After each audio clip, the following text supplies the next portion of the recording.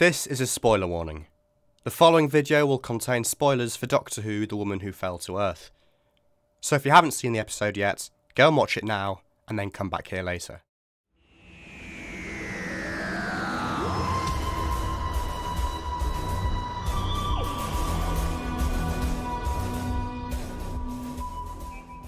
So, it's about time. Doctor Who is finally back with its first female Doctor, 3 new companions, a new showrunner, a new director, a new aspect ratio, and a new sonic screwdriver.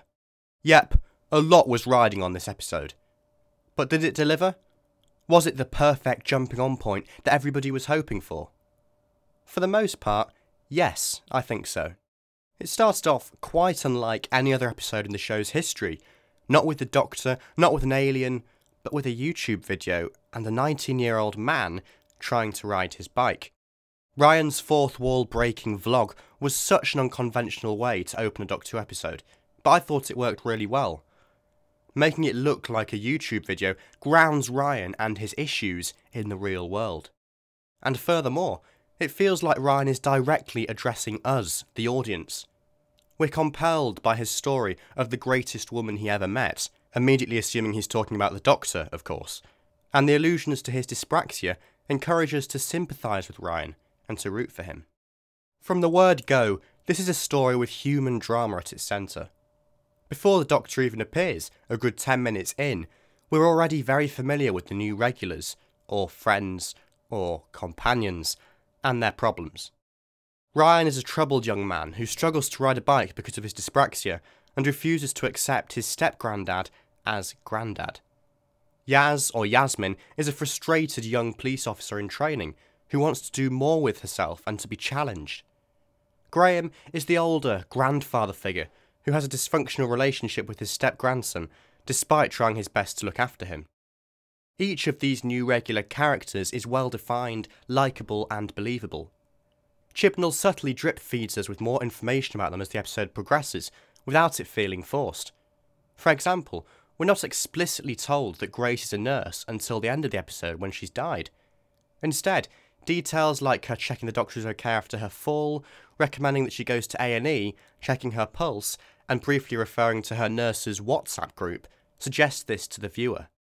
Even the side characters, introduced simply to be killed off, had friends, family members, goals, aspirations, and personalities. It's testament to Chibnall's skill as a writer how well crafted these characters were. If the human drama was this episode's strength, its alien plot was perhaps a weakness.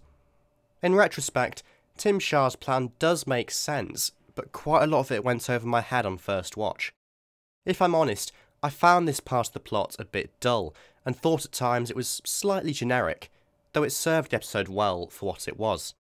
However, I will say that I really did like the prosthetics work on Tim Shaw's tooth-filled face, and the idea of an alien who grafts the teeth of his victims into his face was truly gruesome. It's a memorable design that prevents Tim Shah from being a completely forgettable monster of the week villain. There was certainly less focus on the alien plot, but then the real climax of this episode wasn't Tim Shah's defeat, or even Jodie's iconic "I'm the Doctor" moment, thrilling though these moments were. It was Grace's death that this episode had been building up to, as becomes clear when the YouTube vlog that opened the episode is repeated again, and we realise that the greatest woman Ryan ever met was not, in fact, the Doctor, but his nan. My only qualm with how Grace's death was handled is that we didn't see any long-lasting effects. Graham and Ryan didn't appear to grieve for very long. But having said that, this is Doctor Who and not Broadchurch, though it did feel quite a lot like Broadchurch by this point. Still, dwelling on her death too much might have been too depressing for what was ultimately an uplifting episode of a family show. I did like Graham's eulogy. It was a really moving moment, beautifully pitched by Bradley Walsh. Grace's death did shock me, not least because she was announced as a returning character and was also pictured alongside the Doctor wearing her new costume in promotional images. It reminded me a lot of a similar trick played in the very first episode of Torchwood, a show that Chris Chibnall was producer and later executive producer on. In Everything Changes, Susie Costello is introduced as one of the regular Torchwood team, even appearing in team promo images for the first series, only to then be killed off, leaving a handy gap for Gwen to fill. Whilst it's a shame that we didn't get to see more of Grace, her death was somewhat necessary in order to create a similar void in Graham and Ryan's lives, a void that the Doctor will no doubt end up filling.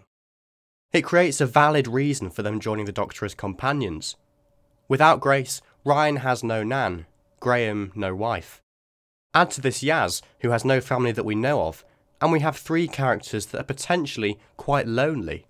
3 characters who need the Doctor in their lives to make a difference, as teased in the very first teaser trailer. It felt to me like Chibnall was establishing the Doctor, Graham, Yaz and Ryan as a sort of family unit. Indeed, he said in promotional material that family is a big theme this series. The Doctor's closing speech about carrying her family with her and making them a part of who she is tapped into this idea. It's an optimistic note to end the episode on. Grace has died, but she will live on in the memory of the Doctor and her friends as they go on to have further adventures. This moment was also, whether intentionally or not, a lovely tribute to the second Doctor's speech to Victoria in the Tomb of the Cybermen. And finally, what did I think of the 13th Doctor herself? Well, I think Jodie did a very good job to say that this is her first episode. At this early stage, her Doctor still seems a bit generic to me, but then she wasn't really herself in this episode because of her post-generation trauma. Whittaker's Doctor is definitely very fun, lively and energetic, somewhat reminiscent of the 10th and 11th Doctors in my opinion. There were hints of wisdom and anger in her performance that I hope will be developed in future episodes. I think the 13th Doctor's defining moment is still to come, and I do need to see more of her before deciding exactly what I think of this incarnation. But overall, I thought Jodie made a good first impression. The Woman Who Fell to Earth certainly ticked all the boxes for a Doctor debut.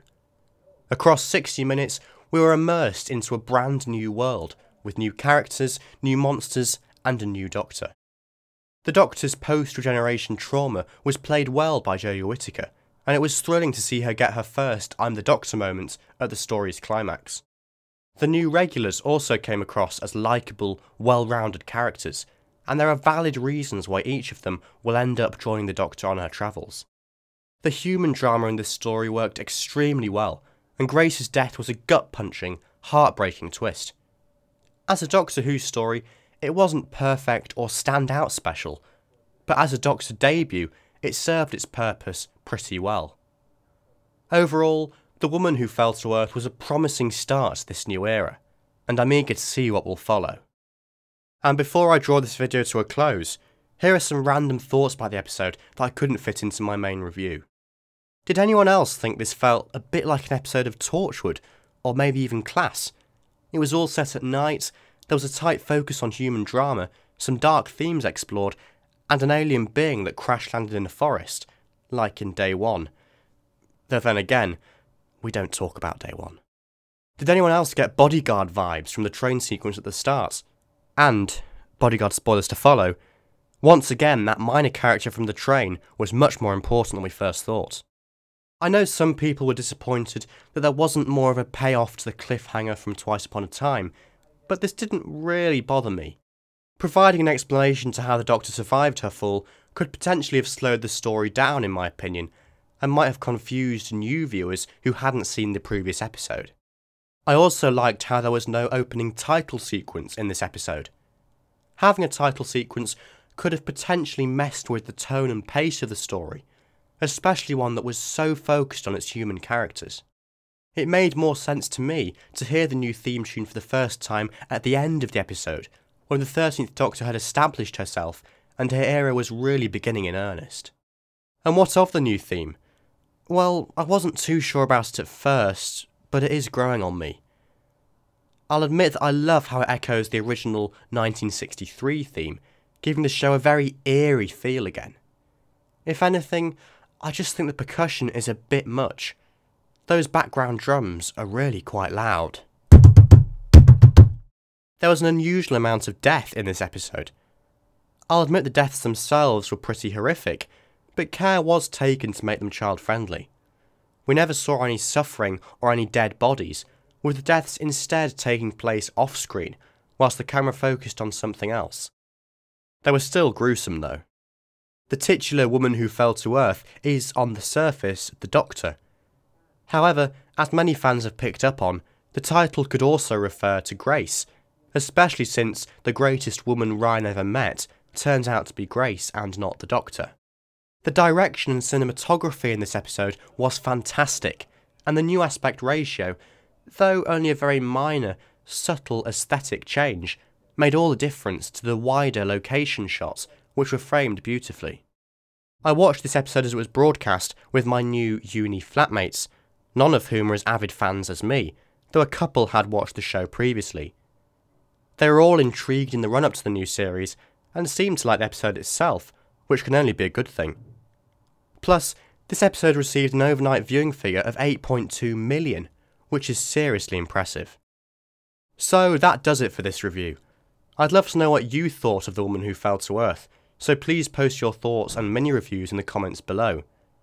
Thank you so much for watching, and I'll see you next week for a review of The Ghost Monument.